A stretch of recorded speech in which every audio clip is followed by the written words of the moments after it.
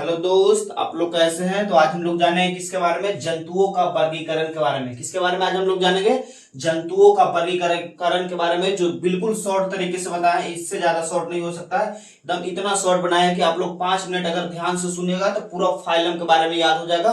इससे ज्यादा one day exam में होता है, वनडे कोई भी एग्जाम हो इससे ज्यादा नहीं पूछेगा, बस 5 मिनट के अंदर पूरा फाइलम बता देंगे। याद रखिएगा, बहुत ध्यान से सुनिएगा, एक एक बात इंपॉर्टेंट होता है इसमें। सबसे पहले हम लोग जानते हैं कि जंतुओं का वर्गीकरण किसने किया था। क्या कि जंतुओं का वर्गीकरण, जो आधुनिक जंतुओं का वर्गीकरण पिता किन्हों माना जाता है, उसके बारे में पहले जानते हैं। क्लासिफिकेशन ऑफ एनिमल किंगडम्स, आधुनिक जंतुओं का वर्गीकरण किसने दिए थे, तो लिनियस नामक वैज्ञानिक ने दिए थे। कौन? लिनियस। इनका कौन सा नाम था? लिनियस नामक वैज्ञानिक ने क्या किए थे, जंतुओं का वर्गीकरण किए थे। क्या किए थे? जंतुओं का वर्गीकरण कौन किए थे? लिनियस नामक एक वैज्ञानिक थे। कौन? लिनियस नामक वैज्ञानिक। आप लोग जानते हैं, मुख्य बात पर जानते हैं कि जो फाइलम 10 फाइलम होते हैं जंतुओं का, वो कौन कौन से है उसके बारे में। सबसे पहले ट्री का नाम क्या है? ट्री का नाम है, ट्री कदम बहुत आसान है। ट्री का नाम है क्या? पाप सी लगे। ट्री का क्या नाम है? पाप सी लगे। एस एन का अर्थ क्या है? मई का। एस एन का अर्थ क्या है? मई का। यहां से आसान है, एस एन का अर्थ क्या है? मई का। एस एन का अर्थ क्या है? मई का। और यहां से याद रखिएगा, पाप सी लगे, पाप सी लगे, एस एन का अर्थ क्या है? मई का। एस एन का अर्थ क्या है? मई का। अब हम लोग देखते हैं पा से क्या होता है। पा से होता है प्रोटोजोआ। पा से क्या होता है? प्रोटोजोआ। प्रोटोजोआ। पा से क्या होता है? कौन सा फाइलम? Protozoa phylum. कौन सा phylum? Protozoa. Protozoa phylum. Protozoa phylum. Protozoa phylum क्या है? प्रोटोजोआ एक एक एक एक कोशिकीय जीव है। प्रोटोजोआ कैसा जीव है? एक कोशिकीय जीव। एक कोशिकीय जीव है। कैसा जीव है? एक कोशिकीय जीव। एक कोशिकीय जीव है प्रोटोजोआ। एक कोशिकीय जीव है। प्रोटोजोआ क्या है? एक कोशिकीय जीव है। प्रोटोजोआ के अंदर कौन कौन से आता है? प्रोटोजोआ में ही एक आता है अमीबा। प्रोटोजोआ में क्या आता है? एक अमीबा आता है, जो अपना भोजन किस द्वारा करता है? कुटपात विधि के द्वारा करता है। क्या करता है? कुटपात विधि के द्वारा भोजन करता है। कौन? अमीबा। अमीबा कैसा द्वारा भोजन करता है? कुटपात विधि के द्वारा। और सबसे बड़ा जो एक कोशिकीय जीव का सबसे बड़ा जीव है, जो एक सबसे बड़ा एक कोशिकीय जीव, सबसे बड़ा एक कोशिकीय जीव, एक कोशिकीय जीव, सबसे बड़ा एक कोशिकीय जीव क्या है? एसिटाबुलेरिया। क्या है? एसिटाबुलेरिया। कौन सा है? एसिटाबुलेरिया। एक सबसे बड़ा एक कोशिकीय जीव कौन सा है? एसिटाबुलेरिया। और सबसे छोटा एक कोशिकीय जीव, सबसे छोटा एक कोशिकीय जीव, सबसे छोटा एक कोशिकीय जीव कौन सा है? माइक्रोप्लाज्मा। क्या है? माइक्रोप्लाज्मा। ये दोनों याद रखिएगा, बहुत इंपॉर्टेंट है। माइक्रोप्लाज्मा। माइक्रोप्लाज्मा सबसे बड़ा एक कोशिकीय जीव, और सबसे एक छोटा कोशिकीय जीव कौन सा है? एसिटाबुलेरिया और माइक्रोप्लाज्मा। और इसी में एक आता है क्या? हरा प्रोटोजोआ किसे कहा जाता है? हरा प्रोटोजोआ किसे कहा जाता है? वो क्या है? हरा प्रोटोजोआ किसे कहा जाता है? पैरामीशियम को कहा जाता है। पैरामीशियम। क्या कहा जाता है? पैरामीशियम को कहा जाता है। किसको कहा जाता है? हरा प्रोटोजोआ किसे कहा जाता है? पैरामीशियम का। ये भी बहुत इंपॉर्टेंट है, एग्जाम में पूछा जाता है कि हरा प्रोटोजोआ किसे कहते हैं, तो पैरामीशियम को कहा जाता है। पा से हो गया। अब हम लोग देख प से। प से क्या होता है? प से पेरीफेरा। क्या होता है? पेरीफेरा। पेरीफेरा। पेरीफेरा के बारे में हम लोग जानते हैं कि पेरीफेरा क्या होता है।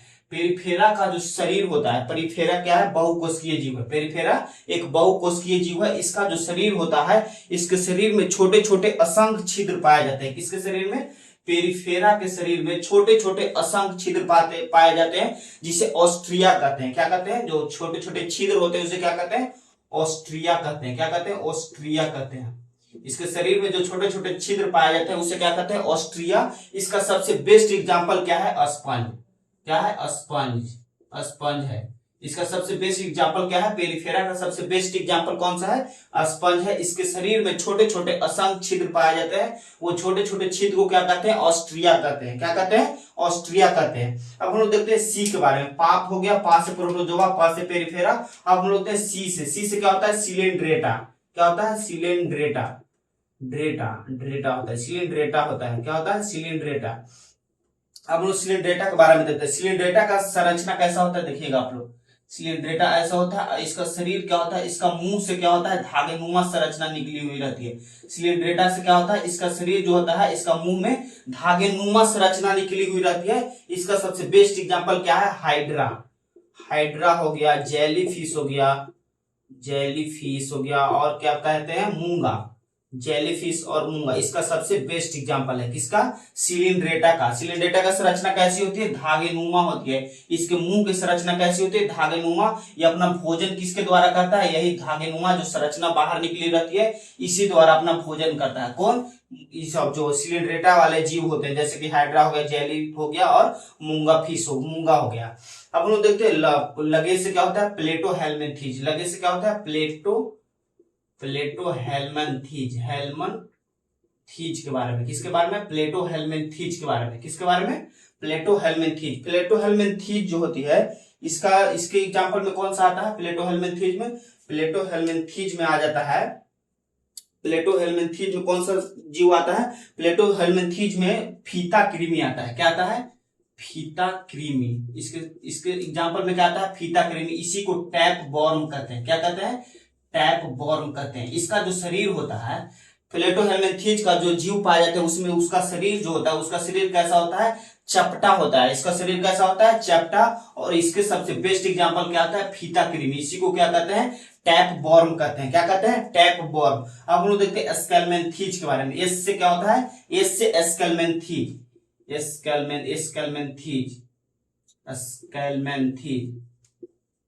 मंथीज के बारे में। किसके बारे में, स्केलमेंथीज के बारे में। किसके बारे में, स्केलमेंथीज के बारे में। इसका शरीर कैसा होता है, इसका शरीर बेलनाकार होता है। स्केलमेंथीज का शरीर कैसा होता है, बेलनाकार होता है। स्केलमेंथीज का शरीर कैसा होता है, बेलनाकार। और इसका सबसे बेस्ट एग्जांपल क्या होता है, इसका सबसे बेस्ट एग्जांपल गोल कृमि होता है। क्या होता है, गोल कृमि। गोल कृमि किसके अंतर्गत आता है, स्केलमेंथीज के बारे में। याद रखिएगा, एस से क्या होता है, स्केलमेंथीज। इसका सबसे बेस्ट एग्जांपल क्या है, गोल कृमि। याद रखिएगा, एक और गोल कृमि होता है जो बुचेरिया नामक गोल कृमि होता है। कौन सा कृमि, बुचेरिया, बुचेरिया नामक गोल कृमि, बुचेरिया नामक गोल कृमि। बुचेरिया नामक गोल कृमि से कौन सा बीमारी होता है, फाइलेरिया। याद रखिएगा, बुचेरिया नामक गोल कृमि से कौन सा बीमारी होता है, फाइलेरिया। फाइलेरिया होता है जो क्या होता है, पाचन शक्ति क्या करता है, कमजोर कर देता है। किसके से होता है, बुचेरिया नामक गोल कृमि से। और इसी में आता है क्या, गोल कृमि, बेलनाकार। इसकी संरचना कैसी होती है, बेलनाकार होती है। अब हम लोग देखते हैं एन। एन से क्या होता है, एनीलिडा। क्या होता है, एनीलिडा। एन से क्या होता है, एनीलिडा। अब हम लोग देखते हैं एनीलिडा के बारे में। एनीलिडा का जो शरीर होता है, द्विपार्श्वभीति होता है। कैसा होता है एनीलिडा का शरीर, द्विपार्श्वभीति होता है। कैसा होता है, द्विपार्श्वभीति। एनीलिडा का शरीर कैसा होता है, द्विपार्श्वभीति। इसका जो शरीर है क्या करता है, दो भाग में बटा हुआ रहता है। द्विपार्श्वभीति मतलब कि इसका जो शरीर है दो भागों में बटा हुआ रहता है। कितने भागों में, दो भागों में। इसका सबसे बेस्ट एग्जांपल क्या है, नेरिस हो गया, नेरिस हो गया, जोंक हो गया, केचुआ हो गया, इसके अंतर्गत आता है। इसके अंतर्गत, एनीलिडा के अंतर्गत। एनीलिडा के अंदर कौन कौन से जीव आ जाते हैं, नेरिस, जोंक, केचुआ। इसका शरीर जो होता है द्विपार्श्वभीति होता है। जैसे कि गति करता है, जैसे हम लोग चलते हैं, ऐसे चलते हैं तो किससे गति करते हैं, अपने पैरों से क्या करते हैं, गति करते हैं। और एनीलिडा के जो जीव होते हैं वो किससे गति करते हैं, सीटी द्वारा अपना गति करते हैं। किसके द्वारा, सीटी के द्वारा अपना गति करते हैं। किसके द्वारा, सीटी के द्वारा। सीटी को जैसे आप लोग समझिएगा कैसे गति करता है। जैसे यहाँ पे एक नेरिस है, इसका शरीर ऐसे होता है, ऐसे होता है, इसका शरीर ऐसा होता है। और जो अपना गति करता है, देखिएगा आप लोग, आधा शरीर पहले ले जाता है, ऐसे करेगा, और आधा शरीर क्या करेगा, ले जाएगा। उसके बाद आधा शरीर क्या करता है, आगे ले जाता है। वो गति किसके द्वारा करता है, सीटी के द्वारा। एनीलिडा वाले जीव किसके द्वारा गति करते हैं, सीटी के द्वारा। अब हम लोग देखते हैं का से, का माने कुछ नहीं, ये इसीलिए दिए हैं। और देखते हैं अर्थ। अर्थ से क्या होता है, अर्थोपोडा, अर्थोपोडा याद रखिएगा, यह सबसे बड़ा फाइलम है। अर्थोपोडा पूरे संघ का क्या है, सबसे बड़ा फाइलम। इसमें लगभग 10 लाख जीव आते हैं।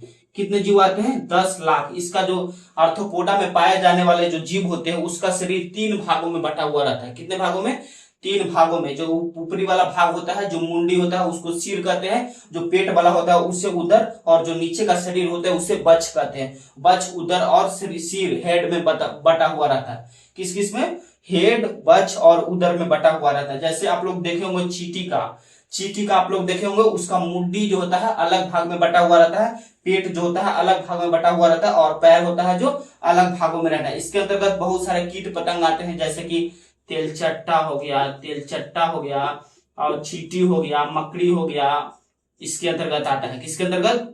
आर्थ्रोपोडा के अंतर्गत। आर्थ्रोपोडा के अंदर कौन कौन से जीव आते हैं? तिलचट्टा, मकड़ी और जो छोटे छोटे से जीव होते हैं जो कीटों पतंगों में आते हैं वो आर्थ्रोपोडा के अंतर्गत ही आते हैं। किसके अंतर्गत? आर्थ्रोपोडा के अंतर्गत। एक बात और याद रखिएगा इसमें कि तेलचट्टा के हृदय की कोष्ठों की संख्या कितनी होती है। ये एग्जाम में पूछा हुआ है कि तेलचट्टा के हृदय की कोष्ठों की संख्या, जैसे कि मानव के हृदय होते हैं उसमें जो तिलचट्टा के हृदय है उसमें कोष्ठों की संख्या कितनी होती है? 13 होती है। कितनी होती है हृदय कोष्ठों की संख्या? 13। और इसका जो बाहरी भाग होता है जैसे कि चींटी हो गया, तिलचट्टा हो गया, इस सब का जो बाहरी भाग होता है किसका बना होता है? काइटिन का बना होता है। यह भी बहुत इंपॉर्टेंट है कि आर्थ्रोपोडा वाले पाए जाने वाले जीव को, जैसे कि आर्थ्रोपोडा में पाए जाने वाले जीव को उसका बाहरी भाग किस चीज का बना होता है? काइटिन का बना होता है। किसका बना होता है? काइटिन का बना होता है। अब हम लोग देखते हैं म से मोलस्का के बारे में। किसके बारे में? मोलस्का के बारे में। किसके बारे में? मोलस्का।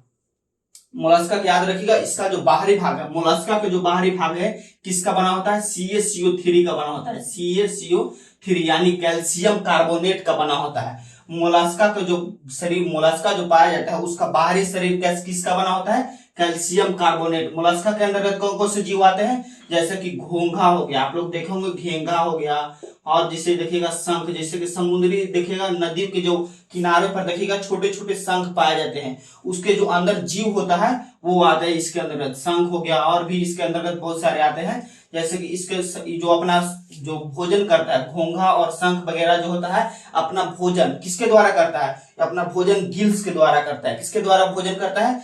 गिल्स के द्वारा। और उत्सर्जन भी किसके द्वारा करता है? गिल्स के द्वारा ही करता है। किसके द्वारा करता है? गिल्स के द्वारा। मोलस्का वाले पाए जाने वाले जीव, याद रखिएगा, मोलस्का में जो पाए जाने वाले जीव है वह भोजन और उत्सर्जन किसके द्वारा करता है? गिल्स के द्वारा करता है। किसके द्वारा? गिल्स के द्वारा। अब हम देखते हैं ई से इकाइनोकार्डेटा के बारे में। किसके बारे में? इकाइनोकार्डेटा। इकाइनोकार्डेटा के बारे में। किसके बारे में? इकाइनोकार्डेटा के बारे में।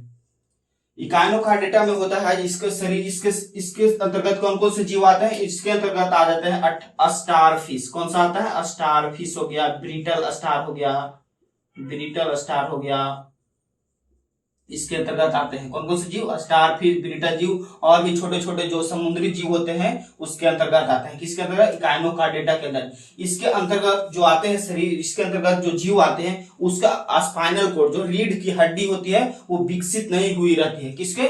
इकाइनोकार्डेटा वाले जीव को। इकाइनोकार्डेटा वाले जीव को जो रीढ़ की हड्डी होती है, रीढ़ की हड्डी क्या होती है? विकसित, अल्प विकसित होती है। कैसा होती है? अल्प विकसित, यानी उसकी शरीर रीढ़ की हड्डी विकसित नहीं होती। इसके अंदर कौन कौन से? स्टारफिश, ब्रिटल स्टार, ये सब क्या आते हैं? इकाइनोकार्डेटा के अंतर्गत आते हैं। अब हम लोग देखते हैं कार्डेटा के अंतर्गत जो सब हम लोग आते हैं, मानव वगैरह किसमें आते हैं? कार्डेटा नामक में। किसमें? कार्डेटा, कार्डेटा में आते हैं। कार्डेटा में क्या होता है? इसका जो शरीर होता है, कार्डेटा का जो शरीर होता है कैसा होता है? असमतापी होता है। कैसा होता है? असमतापी होता है। कैसा होता है? कार्डेटा का जो शरीर होता है किसका कैसा होता है? असमतापी। इसके अंतर्गत मानव वगैरह आते हैं, मानव आ गए, और भी पक्षी हो गए इसके अंतर्गत आते हैं। किसके अंतर्गत? असमतापी, जैसे कार्डेटा के अंतर्गत। और हो गया डॉग फिश। डॉग फिश भी किसके अंतर्गत आता है? कार्डेटा के अंतर्गत ही आता है। किसके अंतर्गत? कार्डेटा के अंतर्गत। आई होप आप लोग समझ गए होंगे पूरा फाइलम के बारे में, क्लासिफिकेशन ऑफ एनिमल किंगडम के बारे में। अगर कोई इससे भी ज्यादा कोई एग्जाम में पूछ रहा है तो आप लोग कमेंट बॉक्स में बताइएगा, उसमें हम जवाब दे देंगे। हालांकि इससे ज्यादा नहीं पूछना चाहिए गवर्नमेंट एग्जाम में, जो 1 डे एग्जाम होता है उसमें। तब तक के लिए धन्यवाद।